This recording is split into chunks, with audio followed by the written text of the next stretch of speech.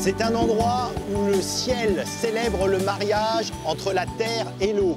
Un espace où la nature semble s'épanouir depuis la nuit des temps dans l'unique but d'enchanter le visiteur. Et pourtant, le Marais Poitevin est une création humaine, une terre ravie à l'océan à partir du Moyen-Âge. Depuis le cœur de la Venise verte jusqu'à la baie d'Aiguillon, en passant par des espaces moins connus des touristes et pourtant tout aussi essentiels, les marais desséchés. C'est un chef-d'œuvre humain que nous allons vous faire découvrir aujourd'hui, avec comme toujours des points de vue inédits grâce à notre drone. Aujourd'hui, cap sur le Marais Poitevin, une terre inventée.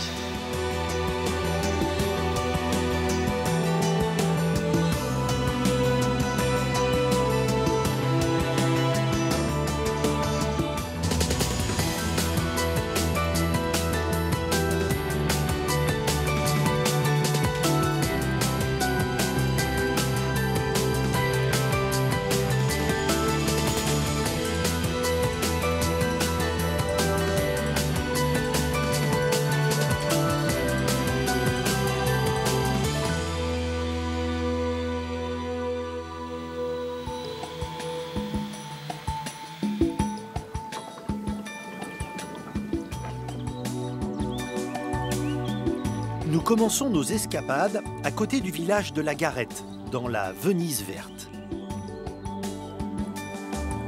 Venise verte, le terme fait rêver. Mais il faut savoir qu'il a été inventé pour les touristes très récemment.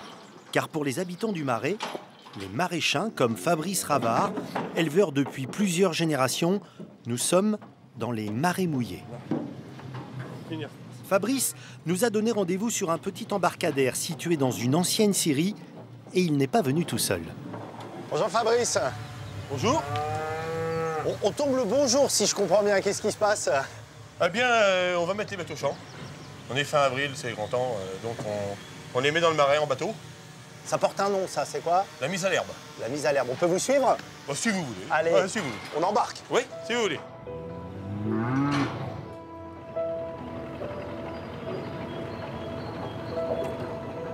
Des vaches sur un bateau, honnêtement, c'est pas tous les jours qu'on en voit.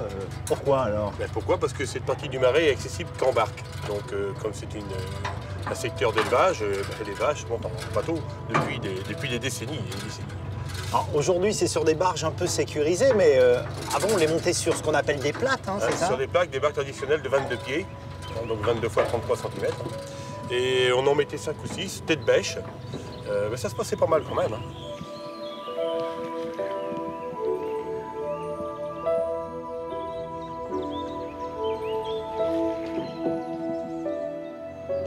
Ces vaches, elles étaient où, là, avant de... Alors, elles étaient en stabulation, elles sortent de stabulation. C'est-à-dire, elles étaient... Voilà, elles étaient à l'abri, ils ont passé l'hiver à manger du foin.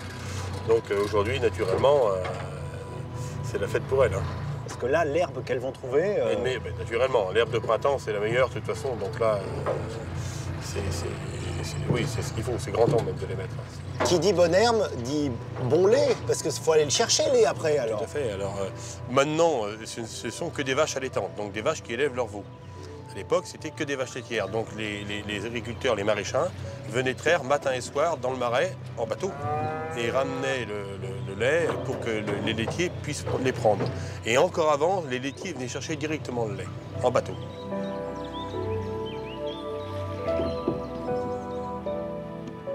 On s'en va là, à un pré particulier? Bon, on n'est pas très loin, à un îlot là, d'une dizaine d'hectares où elles vont passer l'été. On les prendra qu'au mois d'octobre.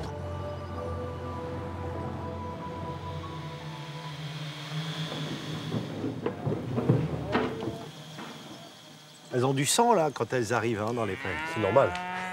C'est normal. Il faut d'abord qu'elles fassent le tour de la parcelle. Et après prennent leur repère aussi, hein, c'est normal. Les vaches, finalement, c'est un petit peu comme les hommes ici. Vous avez appris à appréhender un environnement qui est très particulier. Ah oui, oui, bah oui, forcément. Quand on est... Il faut être du coin, quoi. Moi, je suis né ici. J'ai toujours connu, on faisait tout avec la rivière. Que ce soit le transport du foin, le transport des bêtes, le lait. Mais bon, un mariage, malheureusement un enterrement. Autrefois, le boucher passait en bateau, le boulanger aussi. Il y avait la vie se faisait avec l'eau. Hein. Vous aviez quel âge la première fois que vous êtes monté sur un bateau? Oh là là, Moi, je suis né dans la Maison Bleue, donc de l'autre côté de la rivière. Donc la première fois, j'avais peut-être que Quelques jours. quelques jours ou quelques semaines.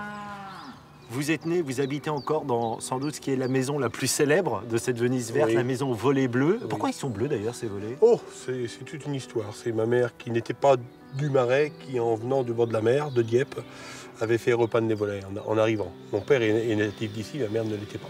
Ah oui, donc à l'origine, il n'y avait pas de volets bleus dans le Non, Marais poitevin. mais non, c'est elle qui avait choisi la couleur bleue qui rappelait la mer, quoi. Il y a une communauté des Marais, voilà, une façon de se comporter un peu particulière, un caractère. Forcément, on est peut-être un peu différent parce que on vit, comme je disais, près de l'eau avec ces moyens qu'on avait. C'était assez rude autrefois, mais les gens étaient bien parce que ils vivaient bien, ils vivaient un peu en autarcie.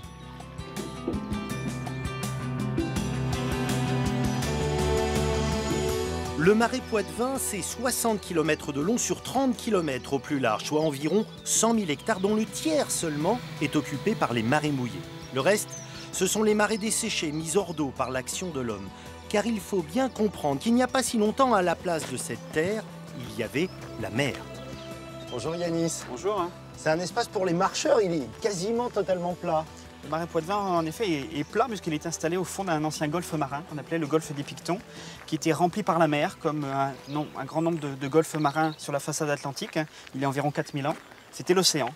Aujourd'hui, le littoral est à 60 km, ici, c'était l'océan. C'était l'océan, on peut s'imaginer des plages, on peut s'imaginer effectivement le bord de la mer. Et cet espace-là s'est peu à peu dégagé de la mer s'est peu à peu retirée. Il y a environ 1500 avant Jésus-Christ, elle a commencé ce mouvement qui s'est amplifié très progressivement, qui a formé un marécage, des roseaux, de la végétation. Et à partir du Moyen-Âge, les hommes qui avaient commencé à s'installer sur le pourtour de ce marais et sur les buttes calcaires qui émergeaient sur les anciennes îles, les hommes ont commencé à investir ce marais, à l'aménager. Et les seigneurs locaux, en donnant de plus en plus de biens, de revenus, de puissance aux abbayes qui s'étaient fondées sur le pourtour du marais, eh bien les seigneurs locaux et ces abbayes ont initié le mouvement de dessèchement du Marais poitevin.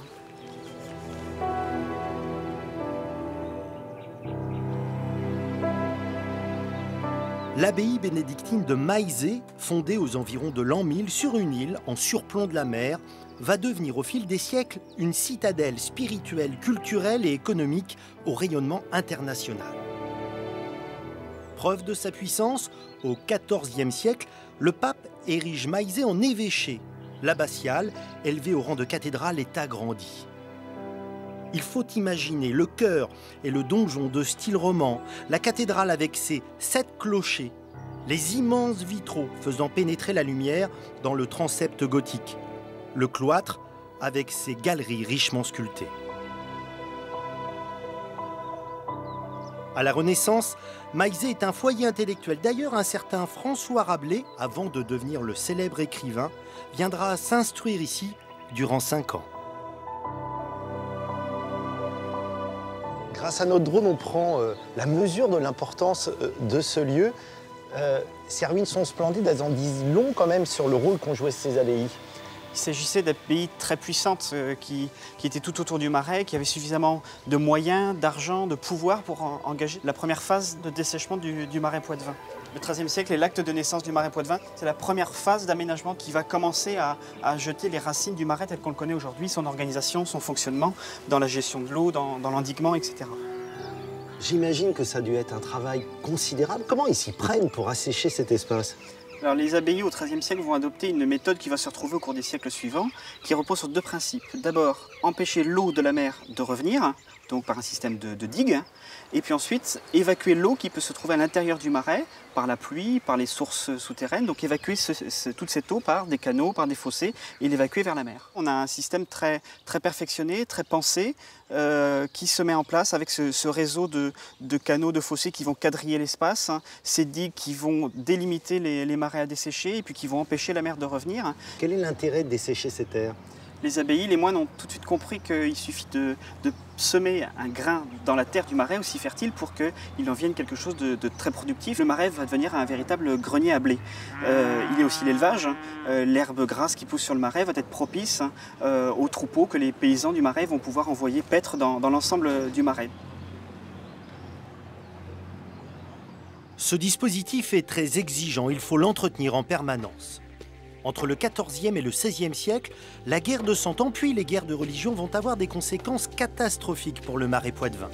Les canaux s'envasent, les digues s'effondrent, les inondations se multiplient, la mer finit quasiment par retrouver sa place d'antan. C'est sous Henri IV que va commencer la deuxième grande phase d'aménagement des marais. Cette fois-ci, ce ne sont plus les moines qui jouent le premier rôle. Non, les abbayes ne sont plus assez puissantes en raison des guerres qui ont abaissé leur puissance. On va confier cette fois-ci l'œuvre de dessèchement à des financiers, de riches financiers, des personnages fortunés qu'on va appeler des dessicateurs. Ça signifie quoi, dessicateurs? Personnes chargées de dessécher les marais. Oui. Henri IV va charger un certain nombre de personnages comme ça de dessécher les lacs et marais de France. C'est comme ça que va s'intituler la grande œuvre qui naît au début du XVIIe siècle. Il faut comprendre l'idée économique qu'il y a derrière pour Henri IV. Henri IV veut relever le royaume, on est au lendemain des guerres de religion, le pays est anéanti. Il veut relever le royaume sur le plan économique, sur le plan fiscal aussi. Plus les gens sont riches et plus ils sont de riches contribuables et donc capables d'abonder le budget royal. Donc il va lancer comme ça un certain nombre de travaux économiques, de défrichement et de dessèchement dans tout le royaume. En 30 ans, il va y avoir plus de 8500 hectares de marais qui vont être desséchés, 60 km de digues et de canaux. Et alors, des ouvrages d'art comme celui-ci, il est assez incroyable. De quoi s'agit-il? Il s'agit de l'aqueduc de Maillé, un des deux aqueducs qui fonctionnent encore aujourd'hui dans le marais poitevin et qui font partie des pierres angulaires du système de dessèchement du marais depuis le XVIIe siècle et encore de nos jours. L'objectif au XVIIe siècle était d'empêcher les eaux d'inondation de refluer sur le marais, sur les marais desséchés, donc par un système de digues, mais aussi par un système d'aqueduc comme celui-ci, puisqu'ici, il s'agit de faire croiser un canal de dessèchement avec des rivières et de faire en sorte que ces deux cours d'eau se croisent. Évidemment, on ne peut pas faire autrement, mais il ne faut absolument pas que ces deux eaux se mélangent. L'aqueduc de Maillé a été reconstruit à plusieurs reprises. Différents aménagements sont venus compléter le dispositif et puis il y a les inondations qui l'ont détruit. Mais la partie la plus ancienne, elle reste, elle est du XVIIe ou XVIIIe siècle et elle continue à faire son œuvre, à permettre au canal de marais desséchés de passer en dessous de la rivière qui draine des eaux d'inondation. Merci Yanis. Cet espace est le royaume des angles droits, des lignes droites. Et dans la Venise verte, cette rectitude devient labyrinthique. Ce n'est qu'à partir du 19e siècle que l'État va commencer à s'occuper des marais mouillés. Tout le long de la rivière Sèvre, véritable autoroute aquatique, le réseau s'intensifie. Ici, chaque voie d'eau a son nom, bief, brou, gonelle, fossé. Le marais, c'est aussi un vocabulaire. On a changé de dimension là, dans quel type de route d'eau sommes-nous? Alors, nous sommes sur une conche, donc l'image de deux barques qui peuvent se croiser, un peu plus grand qu'un fossé, un peu plus petit qu'un canal ou une rigole ou que bien entendu la Sèvre. Ce qui marque lorsqu'on se promène en bateau, là, c'est un autre espace-temps presque, ça coule. C'est serein, c'est calme, tout est dans la quiétude. On glisse sur l'eau, on est sur un territoire où les arbres, l'eau, la terre, tout ça se mêle avec harmonie. Et finalement, de tout temps, dès qu'on a commencé à construire ce paysage, les techniciens même étaient tombés sous le charme, puisqu'on retrouve des textes de gens qui étaient venus pour faire des cartes militaires ou pour essayer d'inventorier les richesses potentielles de ce territoire, parce qu'il commence à devenir productif. Et ma foi, on a des descriptions où on nous parle de silence, de sérénité, de quiétude, de lieux où il fait bon vivre en paix. Mais ça n'a pas toujours été l'image du marais mouillé quand même. Ah non, on était sur des territoires qui autrefois étaient habités par des gens qui n'allaient pas du côté de l'ordre établi, c'est-à-dire du côté des aménagements du marais desséché, donc qui vivaient de chasse, de pêche. On parle de gens qui vivaient en refusant certains enrôlements, de payer certaines taxes, donc un territoire un peu de non-droit. Mais dès l'instant où on a commencé à construire ce paysage, on est passé sur d'autres valeurs. Aujourd'hui, tous les touristes viennent pour voir la Venise verte, mais il faut bien comprendre qu'auparavant, ce n'était pas l'intérêt. On a fait ce centre pour les marais desséchés. Ce qui fait la beauté du paysage est d'abord un paysage agricole qui était utilisé dans le marais mouillé, donc pour faire de l'agriculture. Et le marais mouillé lui-même, c'est la résultante des aménagements qui ont été réalisés dans le marais desséché. C'est-à-dire que ce marais desséché, il est protégé, et il fallait laisser des zones d'expansion de crues. Et ces zones d'expansion de crues, ce sont les marais mouillés, qu'on a aménagés beaucoup plus tardivement.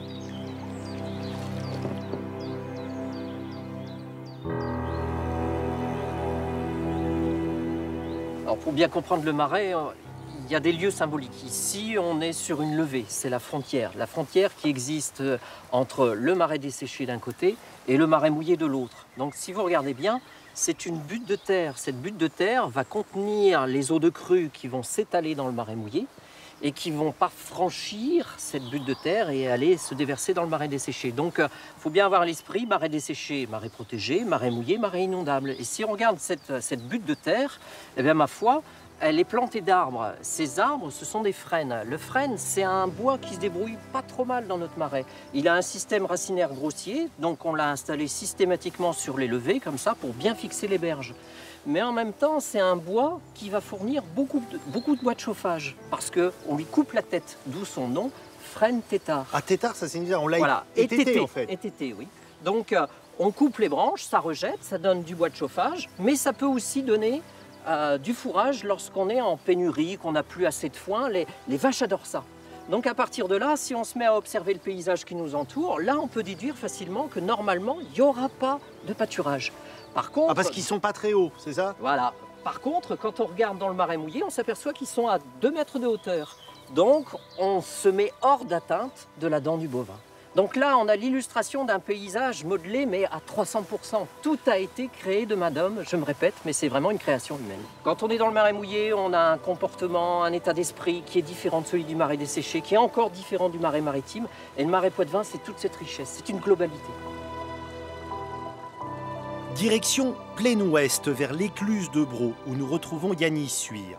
Un lieu unique en Europe où pas moins de 11 canaux rejoignent la Sèvre niortaise, un nœud hydraulique. Lorsqu'on est dans le marais mouillé, Yanis, je ne suis pas sûr qu'on réalise à quel point on est en relation avec l'océan. Tout le marais converge en fait vers l'océan, vers ce point précis, ici aux écluses du Braux. Toute l'eau des marais mouillés et surtout des marais desséchés aboutit ici en étoile par l'ensemble de canaux qui se répartissent en étoiles autour de la baie de l'Aiguillon et de l'Anse du Braux. Toute cette eau ici aboutit pour ensuite être éjectée vers, c'est le terme, vers l'océan. Il y a un subtil équilibre à trouver, et là, c'en est un bon exemple à la porte où nous sommes. Ici, sur une des portes du Braux, donc à l'embouchure d'un des canaux de dessèchement, toute l'eau arrive ici, l'eau de dessèchement arrive ici, il faut l'évacuer vers la mer. Mais lorsque la mer est à marée haute, comme en ce moment, la porte est fermée, hermétiquement fermée, et toute l'eau de la mer est contenue au-delà de la porte. La porte empêche toute cette eau de s'engouffrer dans le canal de dessèchement, sinon la mer envahirait tout le marais Poitevin qui est derrière nous. Dans votre livre consacré à l'histoire du marais Poitevin, vous avez une jolie formule, une terre inventée, une idée d'homme. Ici, l'homme, au quotidien, il se confronte aux éléments naturels, il fait en sorte que l'eau ne revienne pas, qu'il puisse contrôler cette eau, ce mouvement des eaux.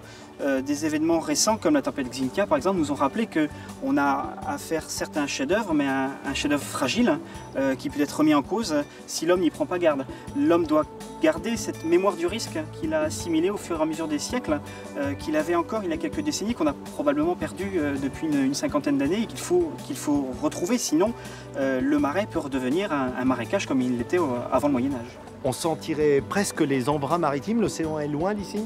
L'océan, il est à quelques poignées de kilomètres ici, 2-3 kilomètres seulement.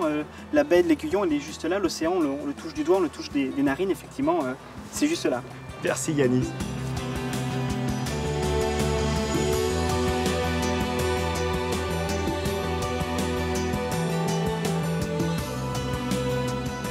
La baie d'Aiguillon, un pays entre deux, entre terre et mer, entre eau douce et eau salée, entre homme et nature. Depuis 1996, la baie a été classée en réserve naturelle. Il faut dire qu'elle fait partie des rares sites, avec la baie du Mont-Saint-Michel, où l'on trouve des présalés d'une telle qualité, d'une telle richesse. Bonjour Emmanuel. Bonjour Eric. Je dois avouer que j'ai une drôle de sensation, l'impression d'être encore dans le marais, mais plus vraiment dans le marais. On est où exactement? Vous êtes encore dans le marais, mais dans le marais maritime du marais Poitevin. Donc sur les Misodes, vous êtes passé de la digue à la mer qui protège l'ensemble du territoire du marais Poitevin des intrusions marines. Et là, on arrive sur les présalés, les Misodes. Voilà, les Misodes, c'est le mot local pour les présalés. Absolument. Alors les présalés, tout le monde en parle et je suis pas sûr qu'on sache exactement ce que c'est. Un présalé, c'est déjà une vasière enherbée sur laquelle pousse une végétation qui est adaptée. Et en fait, c'est la hauteur de vasière qui va conditionner l'apparition de certaines espèces. Donc la moindre variation de relief va complètement conditionner la présence de telle espèce ou d'une autre. Alors là, par exemple, là, on est en train de marcher sur un sol. Esthétiquement, d'ailleurs, c'est une splendeur qui est tout craquelé. Donc là, ça veut dire qu'il y a eu de l'eau. Donc... Ça veut dire qu'il y a eu de l'eau qui est restée un peu plus longtemps, qui est restée inondée. Et si l'eau reste trop longtemps, il n'y aura rien. Si elle reste moins longtemps, on va avoir des espèces qui vont apparaître comme la salicorne, qu'on peut voir ici, qui commence tout juste à apparaître. Et plus on va monter, on va avoir d'autres plantes. Ici, la Puccinellie maritime. Alors, elle a un très joli nom. Elle a une grande importance. Pourquoi? Le nom local s'appelle la misote. Donc c'est cette plante-là qui a donné le nom générique aux misotes. Et en fait, c'est une graminée qui est fauchée annuellement par des exploitants locaux et qui est a priori assez appétant pour les bêtes, pour l'élevage, de fait de sa teneur en sel. Ah d'accord, ah bah oui. Chèvre, bovin, voilà, parce qu'on est sur le présalé. Et ce qui est intéressant, c'est que c'est une plante qui est aussi appréciée par ce qu'on appelle les canards brouteurs, les oies, les bernaches. Là, on est un peu dans l'esprit de la réserve naturelle, c'est-à-dire un espace naturel et en même temps un espace d'activité humaine. On est dans un esprit où l'activité humaine sert aussi des objectifs de conservation. Je reviens sur le terme présalé. Ça veut dire que en fait, cette terre, elle est salée par l'eau de mer? Absolument. Lors des grandes marées, la mer vient jusqu'à la digue. C'est un espace tout plat, on a l'impression avec un horizon très lointain. Si on monte le drone, qu'est-ce qu'on aperçoit là-bas? Vous allez voir une partie de présalé. Ensuite, la vasière, la Sèvre, et la mer et les pertus charentais. Les 6000 hectares de la réserve naturelle englobent les présalés, mais aussi les vasières de la baie d'Aiguillon. Ces vasières semblent inertes, mais en fait, elles hébergent beaucoup de mollusques, de vers, des organismes qui se situent à la base de la chaîne alimentaire. Les spécialistes parlent de productivité primaire, celle de la baie d'Aiguillon est exceptionnelle, comparable à celle des forêts tropicales. Où sommes-nous là, ici, Manuel? Donc nous sommes sur la Sèvre niortaise, au cœur de la réserve naturelle de la baie d'Aiguillon, au cœur de la baie d'Aiguillon, donc finalement à l'aval du Marais Poitevin. Et là, on part vers la baie Là, elle-même. on part vers la baie, vers la mer, vers l'île de Ré. Beaucoup de bateaux. Qu'est-ce que c'est comme bateau? Donc, ce sont des bateaux mytiliculteurs, de mytiliculteurs, donc pour la culture de la moule. La mytiliculture est présente en baie de l'Aiguillon, donc la culture de moule sur bouchot, qui existe depuis le XIIIe siècle a priori. Quand il y a des moules, c'est un marqueur justement de la qualité des eaux? C'est un marqueur. Pour avoir des bonnes moules, il faut une bonne eau. On a un peu la sensation de naviguer presque dans la terre. Hein. Effectivement, là, on a en fait l'impression d'être un peu dans le côté intime de la Sèvre niortaise, c'est-à-dire qu'on a juste les vasières qui dépassent un peu de chaque côté. Et c'est vrai qu'à marée haute, là, on a la vue sur toute la baie, on voit les digues, on voit la pointe Saint-Clément d'un côté, la pointe de l'Aiguillon de l'autre. Et par grande marée, toute la baie est recouverte d'eau de mer, quoi. À marée basse, on est dans cette situation, c'est-à-dire, voilà, la seule partie en eau, c'est où on est là, sur la Sèvre niortaise. Qu'est-ce qui se passerait si la baie de l'Aiguillon disparaissait? La chaîne alimentaire qui a lieu ici, en fait, disparaîtrait également ou serait fortement altérée. Par exemple, les présalés, les vasières, sont des zones de nourricerie pour de nombreux poissons. Donc le petit poisson, que ce soit une sole, que ce soit un bar, que ce soit un mulet ou une dorade, viennent se nourrir sur les vasières ou sur les présalés selon les espèces, et ensuite vont en mer poursuivre leur cycle biologique. La richesse de la mer dépend en partie de la baie de l'Aiguillon. Dépend en partie de la baie d'Aiguillon. Ah ouais. Et de la même façon, un certain nombre d'espèces d'oiseaux, par exemple, viennent se nourrir, d'oiseaux migrateurs bien évidemment, viennent se nourrir sur les vasières ou vont se nourrir sur les présalés et vont ensuite se nourrir également en marais Poitevin. Ça concerne surtout les canards. La baie de l'Aiguillon est un espace entre terre et mer, un peu tampon entre le marais et les pertus charentais, qui a une importance forte pour de nombreuses espèces.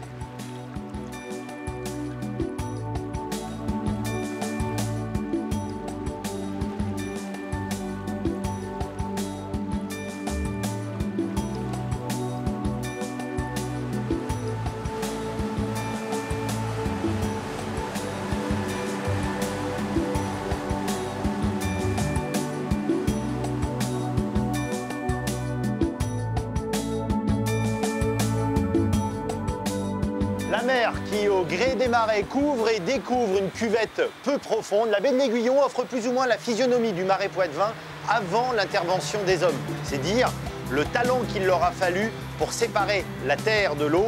C'est aussi la preuve que les paysages les plus séduisants sont rarement le fruit seul de la nature, mais bien le résultat de la confrontation entre un environnement et des ambitions humaines.